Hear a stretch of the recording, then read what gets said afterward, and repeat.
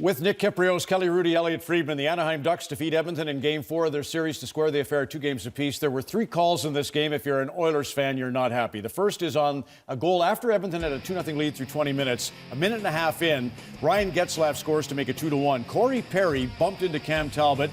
His foot hit Talbot's foot, and his body hit the blocker, but the Oilers lose an appeal on goalie interference. Because they lose it, they have no timeout, so when the second goal occurs 4 minutes later, Rickard Rakell will score later on this play. It was offside. Corey Perry, foot in the air. That could have been stopped, and there's the Oilers powerless to do anything about it. And then the third whammy comes in overtime on what looks to be an icing, Elliot. Well, Silverberg touches it on his side, so it should be an icing. Watch Larson, who's circled. He raises his hand, but the linesman at the top says no, and the Oilers take their time realizing it. The Ducks figure it out before they do, and before they can regroup, Silverberg has it in the net, and Larson smashed the stick.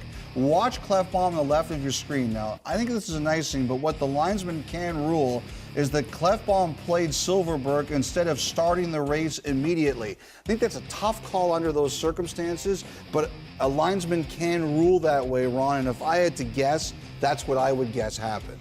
High points for the Oilers. Drake Caggiula had tied the game. Connor McDavid got his 4th of the playoffs. They got the first goal of the game from Milan Lucic, but Lucic is involved in one of 2 plays that would really concern Todd McLellan. Yeah, and the board work. That's what Todd McLellan talked about in his post-game presser, that they're losing the battles 4 feet, 6 feet off the wall.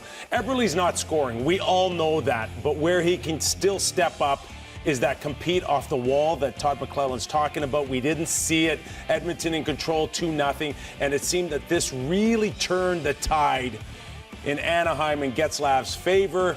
And then later on in overtime, equally as guilty along the boards is Lucic here. Is it the icing that he's anticipating? Whatever the case is, Getzlaf recovers a lot better than Lucic, and there's your game-winning goal here.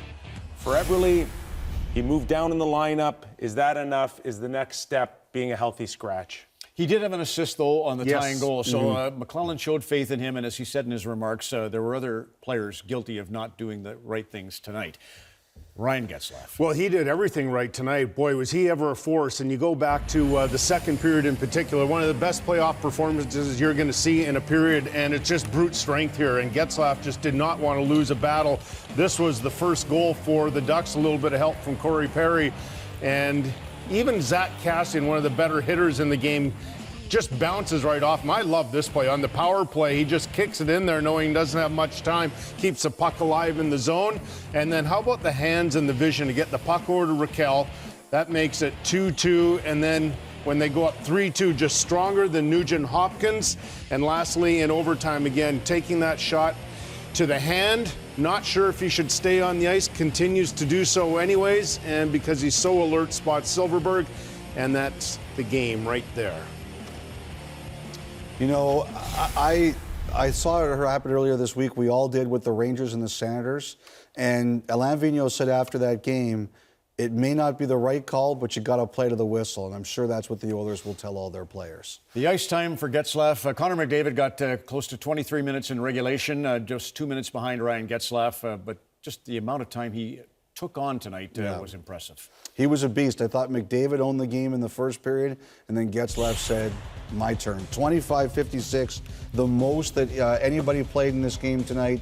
2 goals and 2 assists, 62% in face-off. And also, if you're one of those people who believes in Kelly's favorite stat, Corsi, then Getzlaf dominated that tonight, too. I know you're a big Corsi guy, Kelly.